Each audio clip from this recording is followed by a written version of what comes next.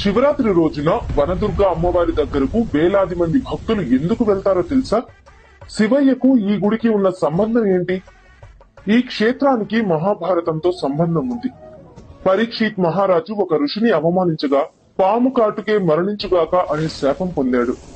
అలాగే ఆ రాజు పాము కాటుతో మరణించాడు. తండ్రి మరణంతో మండిపోయిన రాజకుమారుడు జనమేజయుడు ప్రపంచంలోని నాగులను నాశనం చేయడానికి సర్పయాగం ప్రారంభించాడు.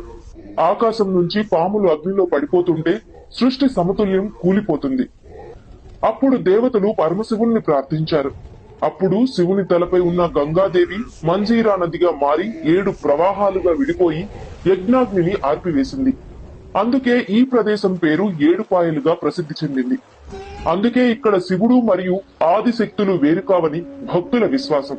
ఆ పవిత్ర ప్రకృతి మధ్య వెలసింది వనదుర్గా భవాని అమ్మవారు.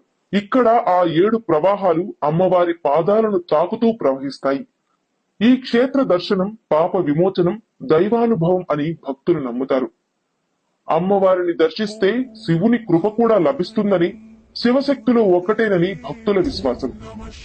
అందుకే శివరాత్రి రాత్రి ఇక్కడ జాగరణలు, దీపారాధనలు, ప్రత్యేక పూజలు ఎంతో భక్తి శ్రద్ధలతో జరుగుతాయి.